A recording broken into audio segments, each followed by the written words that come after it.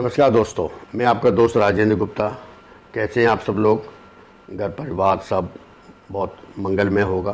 दोस्तों, आज मुझे मौका मिला है crime reporter up to date के अंदर एक क्राइम रिपोर्ट सुनाने का, एक क्राइम की कहानी सुनाने का, एक पुलिस केस बताने का मुझे मौका मिला है। आज मैं आप लोगों के सामने उपस्थित हूँ। कहानी है लखनऊ की। बीते 7 तारीख को, 7 जून को लखनऊ पुलिस को खबर मिलती है कि एक पॉश कॉलोनी के अंदर एक महिला, 40 साल की महिला जिसका नाम साधना है, उसका कत्ल हो गया। पुलिस मौके पे पहुंचती है। 40 वर्षीय साधना को सर में गोली मार के उसकी हत्या कर दी गई। घर के अंदर 2 और हैं प्राणी जो उस समय उपस्थित हैं। एक उनका 16 साल का बेटा और एक 10 साल की बिटिया। पति आर्मी में जॉब करते हैं, आसनसोल में पोस्टिंग है, जेसीओ हैं। अच्छी पोस्ट है, अच्छा परिवार है, लेकिन मां की हत्या का कारण बच्चे ने बताया कि घर में कंस्ट्रक्शन का काम चल रहा है। एक बिजली ठीक करने वाले अंकल आते हैं, उनके साथ कुछ कहासुनी हुई है मां की, और उन्होंने मां की गोली मार के हत्या कर दी। खैर, पुलिस बच्चे को लेके जाती है, जाके पूछताछ करती है। बच्चा 16 साल का है, नाबालिग है, तरीके से पूछताछ की जाती है। पूछताछ में अगले दिन पुलिस खुलासा करती है, एक मीडिया के सामने प्रेस कॉन्फ्रेंस करके बताती है कि जो बच्चे ने कहानी सुनाई कि इलेक्ट्रीशियन ने मां को मारा है, वो झूठी है। ये पुलिस की कहानी है। पुलिस ने जो मीडिया को बताई है, कहानी अपनी सुनाई है प्रेस कॉन्फ्रेंस में, उन्होंने ये खुलासा किया है कि बच्चे ने, 16 साल के बेटे ने अपनी मां को रात को 1 से 2 बजे के बीच में गोली मार के अपनी मां की हत्या कर दी। उसका कारण कि बच्चा पबजी एडिक्ट था, पबजी खेलता था, और मां के बार बार मना करने पर या डांटने पर या पिटाई करने पर उसने गुस्से में आके अपनी मां की हत्या कर दी। और हत्या के वक्त छोटी बहन को भी डराया धमकाया, और डरा धमका करके उसे दूसरे कमरे में ले गया और उसके साथ जाके सो गया। सुबह बच्चा उठा, माँ का जो हत्या वाला कमरा था जिसमें माँ मृत पड़ी थी, उसको बंद कर दिया उसने। नहाया धोया, तैयार हुआ। पड़ोसियों को बताया कि माँ, दादी बीमार है, चाचा के घर पे माँ है, वहाँ गई हैं देखने के लिए, और वो 1-2 दिन में आएंगी। पड़ोसियों ने मानवता धर्म अपनाते हुए, अपनापन दिखाते हुए उनको नाश्ता वास्ता, ऐसा होता है पड़ोसियों के एक दूसरे के आदान प्रदान होता रहता है। उन्होंने बच्चों को नाश्ता वास्ता कराया। बच्चा 11 बजे के करीब क्रिकेट खेलने गया बाहर। शाम को दोस्त आया, दोस्त के संग फिल्म देखी टीवी पे या कंप्यूटर पे, 5 तारीख को, क्योंकि घटना 4 और 5 के बीच की है पुलिस के अनुसार। अगला दिन 6 तारीख को भी रूटीन नॉर्मल रहा। कई लड़के के चेहरे पर कोई रोष, कोई दुख, कोई पश्चाताप या कोई ऐसा सिग्नल नहीं था जिससे पता चले कि घर के अंदर उसकी माँ जो है मृत पड़ी है या उसकी हत्या कर दी गई है। अगले दिन 7 तारीख को लाश से बदबू आने लगी। बच्चे ने स्प्रे वगैरह भी किया, रूम स्प्रे छिड़का कि बदबू ना आए, लेकिन बदबू आती है, क्योंकि मृत शरीर के अंदर 24 घंटे के बाद कुछ केमिकल रिएक्शन होने शुरू हो जाते हैं, तो वो बदबू आती है। इसलिए वो छुप नहीं पाया, स्प्रे उसने काफ़ी किया। उस स्प्रे करने के बाद जब बदबू नहीं रुकी तो उसने डर के कारण पुलिस को इन्फॉर्म हुआ। पुलिस ने आके उसको लेके गई, बिजली वाले पे लांछन लगाया, लेकिन पुलिस के थ्योरी के हिसाब से बच्चे ने अपनी माँ का कत्ल किया। कहानी यहाँ ख़त्म हो जाती है। लेकिन एक सवाल ये उठता है कि क्या एक 16 साल का बच्चा एक हार्ड कोर क्रिमिनल की तरह अपनी माँ का कत्ल करेगा? ये तो सुना है कि पबजी ने, कई बच्चों ने अपने सुसाइड कर लिया, कई बच्चों ने पबजी गेम के अंदर अपने आप को मार लिया। एक आरूसी कांड भी हुआ था जिसमें उसके पिता ने अपनी बिटिया की हत्या की, लेकिन उसमें भी पहले कहा गया कि कोई नौकर था, बाहर से कोई आदमी आया था, उन्होंने शराब पी, इस तरह मारा। पुलिस की थ्योरी के हिसाब से काफ़ी कुछ चेंज हो जाता है बाद में, जैसे जैसे इन्वेस्टिगेशन बढ़ती है। लेकिन अप टू डेट इस इन्वेस्टिगेशन में, क्राइम रिपोर्ट के अंदर 8 तारीख तक की रिपोर्ट ये थी कि बच्चे ने अपनी माँ का कत्ल किया।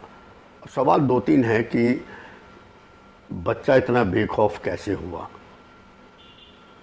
3 दिन घर में माँ को मारने के बाद वो नॉर्मल है, रूटीन में है, सभी काम कर रहा है, खेल रहा है, कंप्यूटर खेल रहा है, उसकी बहन भी है, पड़ोसी नाश्ता पानी दे रहे हैं, उसके साथ भी उसका गुजारा हो रहा है, बाज़ार से भी कुछ ला के खा रहा है। क्या बच्चे का मन इतना परिपक्व है, इतना स्ट्रांग है? एक क्रिमिनल भी क्राइम करने के बाद कहीं घबराता है कि मैं पकड़ा ना जाऊं, भाग जाऊं। 16 साल का बच्चा भाग सकता था, क्राइम किया भाग जाता, बाद में पकड़ा जाना था, लेकिन ऐसा कर सकता था। बच्चे ने नहीं किया, ना भागा, घर के अंदर माँ की लाश पड़ी है, सारे काम रूटीन से कर रहा है, तो उसके मन में खौफ क्यों नहीं था? साधना के परिवार वालों ने, किसी निकटवर्ती रिश्तेदारों ने इस थ्योरी के ऊपर, इस कहानी के ऊपर कुछ सवाल उठाए। मीडिया भी पुलिस रिपोर्ट के हिसाब से चलेगा और उसी रिपोर्ट के, उसी ऑब्जेक्शन जो रिश्तेदारों ने उठाए, तो कुछ सवाल खड़े हुए कि क्या इस हत्या का मोटिव क्या था? क्या इस हत्या का मोटिव कुछ और था? क्या इस हत्या के पीछे कोई और है? क्योंकि एक बच्चा, कितनी भी माँ बुरी हो, सौतेली माँ के साथ भी कोई ऐसा नहीं करता और ना करना चाहिए। क्या कारण रहे? बच्चे की स्टोरी के हिसाब से इलेक्ट्रीशियन ने कत्ल किया, माँ का कत्ल हो गया, पिता दूसरे शहर में हैं जहाँ वो ऑन ड्यूटी हैं, जेसीओ हैं, आसनसोल में हैं, उनका इस कत्ल में इन्वॉल्व होने का मतलब नहीं। तो कौन है इस कत्ल के पीछे? कुछ सवाल हैं। क्या बच्चे को पता है कि नाबालिग को सज़ा नहीं होती? एक सवाल पॉइंट पे ये है। पहला पॉइंट ये था कि बच्चे में बेखौफ बच्चा जो है एक्टिविटीज़ कर रहा है। दूसरा क्या बच्चे को पता है कि 16 साल के नाबालिग को मैक्सिमम, कितनी भी भयानक उसने जुर्म किया हो, उसे 3 साल की मैक्सिमम सज़ा होती है, और वो सज़ा नहीं होती, बाल सुधार गृह में भेजा जाता है। और बाल सुधार गृह के अंदर अगर उसका लगता है कि बच्चा नॉर्मल है, बिहेव ठीक है, तो 1-1.5 साल में बाहर भी आ जाता है और वहाँ उसे सज़ा नहीं दी जाती, उसे सुधारने की प्रक्रिया की जाती है। और लेकिन ये बच्चा इतना बेखौफ है कि इसको तो कोई रिएक्शन इस पर है ही नहीं। तो कुछ ऐसे कारण रहे इस पूरे कहानी के अंदर, इस पूरे क्राइम के अंदर, कि जो कई सवाल खड़े करते हैं। अब क्या कोई दूसरा व्यक्ति ही इस केस के पीछे है? शायद है, लेकिन पुलिस ने आगे अपनी इन्वेस्टिगेशन को बढ़ाते हुए, उच्चाधिकारियों के इंटरफेयर से और ज़्यादा इसकी गहराई में जाते हुए पता चला कि कोई तीसरा व्यक्ति भी है जो इस केस का मास्टरमाइंड है। वो कौन है, क्या कारण है, वो मैं आपको बताता हूँ। अब सवाल उठता है कि पुलिस ने इंटरोगेट किया, बच्चे ने झूठ बोला। पुलिस ने बच्चे को इंटरोगेट करने के बाद पता चला कि बच्चे ने अपनी माँ का कत्ल किया, और बच्चे ने इकबालिया बयान भी दे दिया कि हाँ, मैंने अपनी माँ का कत्ल किया क्योंकि मेरी माँ मुझे पबजी खेलने से मना करती थी। लेकिन साधना जी के, उसकी माँ के रिश्तेदारों के गले से बात उतर नहीं रही थी कि बच्चा अपने को नुकसान पहुंचा सकता है पबजी गेम खेलते हुए, लेकिन पबजी गेम खेलते हुए माँ रोके तो माँ को नहीं मार सकता। कुछ ऐसे सवाल उठे। पुलिस इन्वेस्टिगेशन में ये पता भी चल गया कि इस पूरे खेल के पीछे कोई तीसरा व्यक्ति भी है। अब सवाल ये उठता है कि तीसरे व्यक्ति को पुलिस अपनों को बता चुकी है। पुलिस प्रेस कॉन्फ्रेंस में डिक्लेयर कर चुकी है कि भाई इस केस का मास्टरमाइंड, इस केस को ऑपरेट करने वाला, इस केस को कत्ल करने वाला बच्चा खुद है जिसने अपनी माँ का कत्ल किया। लेकिन कैसे अपनी कहानी को झुटलाए, तो उन्होंने एक नया पैंतरा फेंका। उन्होंने उसके पिता को, उनके रिश्तेदारों को, सबको बुला लिया, क्योंकि देखो जी, पता आपको भी है कि कत्ल बच्चे ने किया है, लेकिन इसका मास्टरमाइंड कौन है, अगर वो आता है, उसका नाम आता है, तो आपके परिवार पे एक गाज टूट सकती है। एक ऐसी स्टोरी सामने आ सकती है जिससे आप शर्मसार हो सकते हैं। तो उसका तरीका ये है कि जो स्टोरी पुलिस ने प्लांट की है, या जो पुलिस ने बच्चे के द्वारा पता की है या इन्वेस्टिगेट किया है, या पुलिस ने सुनाई है, जो प्रेस कॉन्फ्रेंस में बात हुई है, आप उसे सच मानें और इस बात को एक्सेप्ट करें कि हाँ, बच्चे ने कत्ल किया है। और कत्ल का मोटिव सिर्फ पबजी गेम ना खेलने देना है। घर वालों ने भी शायद अपनी बदनामी और परेशानी को देखते हुए पुलिस की इस स्टोरी पे अपनी मोहर लगा दी। लेकिन लखनऊ की सोशल मीडिया, कहते हैं पड़ोसियों से कुछ छुपा नहीं होता। लखनऊ की सोशल मीडिया के अंदर उस तीसरे व्यक्ति का नाम खूब उछल उछल के सामने आया, लेकिन विश्वास तो पुलिस की स्टोरी पे किया जाएगा, क्योंकि ऑब्वियसली जिसका नाम डिक्लेयर होगा वही गुनहगार कहलाता है। कोर्ट का फैसला जब आएगा आएगा। बच्चे की गोली मारने के बाद बच्चे की मां जो है साधना, कुछ करीब 7-8 घंटे जिंदा भी रही, लेकिन अंदर घायल अवस्था में पड़ी रही। और बार बार ये लड़का जो है कमरे में जाता था, अपनी मां को देख के आता था 1-1 घंटे में कि अभी ज़िंदा है या नहीं। फिर 1 घंटे बाद दोबारा जाता था अपनी मां को देखने कि भी मेरी मां ज़िंदा है या नहीं। ये सारी रात इसका यही घटा चक्र रहा। जैसा कि पुलिस की थ्योरी में बताया गया कि पहले कि बच्चा जाके दूसरे कमरे में सो गया, ऐसा नहीं था।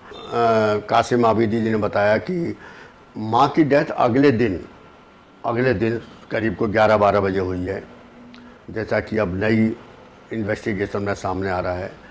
तो जो बच्चे ने, पुलिस ने पहले बताया कि बच्चा अगले दिन 11 बजे क्रिकेट खेलने गया, ये खेलने गया, वो खेलने गया, तो वो सारी बातें जो है झूठी साबित हो गई, क्योंकि अब पुलिस की नई थ्योरी है, पुलिस का नया बयान है कि बच्चा जो है सारी रात 1-1, 2-2 घंटे में अपनी माँ को देखने जाता रहा, और गोली लगने के बाद जो है माँ अगले दिन 12 बजे उसकी डेथ हुई है। क्योंकि 3 दिन बाद पुलिस को पता चला था, और पुलिस ने जो थ्योरी 3 दिन बाद, डेथ के बाद, हत्या के बाद सुनाई, उसके हिसाब से एक पबजी वाली स्टोरी जो है परिवार की सहमति से दे दी गई। लेकिन सोशल मीडिया में शोर मचने के बाद लखनऊ के एडिशनल डीसीपी कासिम आबिदी जी ने आज तक को बताया कि मां की डेथ 4 और 5 तारीख की रात को, जैसे 1-2 बजे से गोली मारी गई, उसी समय नहीं हुई। डेथ जो है 8 या 9 घंटे बाद हुई है। और ये लड़का जो है हर 1 घंटे बाद या 2 घंटे बाद अपनी माँ को देखने रात भर जाता रहा, और देखता रहा कि वो ठीक है या नहीं। अगर बच्चा किसी को इन्फॉर्म कर देता, अपनी गलती को सुधारते हुए किसी को बता देता, शायद उस महिला की, साधना जी की मौत ना होती। क्योंकि घायल होने के बाद, गोली लगने के बाद वो करीब 8-9 घंटे जिंदा रही हैं, और वो उन्हें बचाया जा सकता था। लेकिन बच्चे ने लाश को अपने कमरे में, या 8-9 घंटे जिंदा रहने के बाद भी उसको कमरे को बंद रखा, कोई इलाज नहीं मिल पाया, तो उनकी मौत होनी निश्चित थी। जैसा कि कासिम आबिदी ने बताया कि बच्चे ने गोली जो मारी, पिता की लाइसेंसिंग रिवॉल्वर थी, उससे उसने उनका कत्ल किया। और कत्ल का मोटिव पहले पबजी था, लेकिन अब निकल कर कुछ और आ रहा है, क्योंकि सोशल मीडिया आजकल इतना हावी हो गया है कि पुलिस भी कुछ छुपाना चाहे तो छुपा नहीं पाती।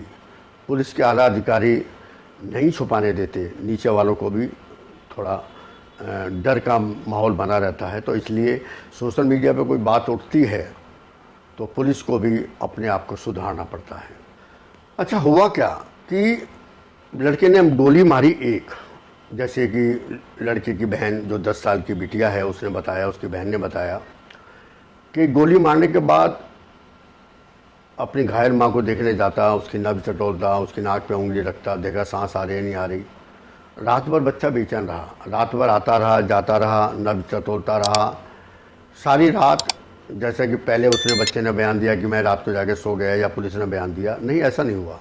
अब बच्चे ने स्टेटमेंट दिए कि नया जो 9 तारीख को जो 10 तारीख को जो नया अपडेट आया है, जो बच्चे ने स्टेटमेंट बदला है, पुलिस इंक्वायरी में निकल कर आया है कि बच्चा सारी रात जो है कमरे में आता जाता रहा, उसको नब्ज टटोलता रहा, लेकिन बच्चे ने पुलिस को या अस्पताल को या किसी रिश्तेदार को फ़ोन नहीं किया जिससे कि उसकी माँ को कोई मेडिकल सुविधा मिल सके।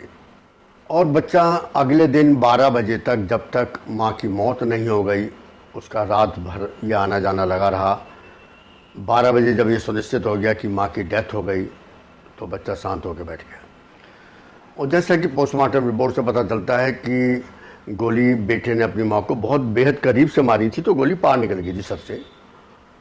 तो गोली अगर सर में रह जाती तो तुरंत डेथ होने के, तुरंत मृत्यु होने का कारण बन सकती थी, क्योंकि गोली पार हो गई और जो भी उसे नुकसान पहुंचाना था नुकसान पहुंचाते हुए निकल गई। खून बह रहा है, कोमा की स्थिति है, बेहोशी की स्थिति है। 8-9 घंटे अगर साधना को मेडिकल सुविधा मिल जाती, इलाज मिल जाता, तो शायद वो इस दुनिया में आज जिंदा होती। 19 तारीख को, 19 जून को साधना की 13वीं है। अब 2 परिवार आमने सामने खड़े हैं, एक साधना का परिवार और एक लड़के का परिवार, उसके पिता का परिवार। साधना का परिवार ये मानने को तैयार नहीं कि बच्चा अपनी माँ का कत्ल कर सकता है। एक दबाव है कि हम पुलिस को इंक्वायरी के लिए बोलेंगे और इन्वेस्टिगेशन के लिए बोलेंगे, इसके पीछे कहानी कुछ और निकलेगी। उधर लड़के के परिवार का कहना है कि इसके पीछे कुछ और कहानी है, अब कहानी मोड़ लेने वाली है। इस बीच एक नया किरदार, एक नया नाम आकाश नाम का आया है। कौन है आकाश, कहाँ का है आकाश, आकाश नाम के व्यक्ति की क्या स्टोरी है, क्या उसका किरदार है, इस कहानी में क्या रोल है, हम अगले एपिसोड में आपको बताएंगे। तब तक के लिए राजेंद्र गुप्ता को इजाज़त दीजिए। आज मुझे मौका मिला crime reporter up to date के अंदर आपसे रूबरू होने का। नमस्कार।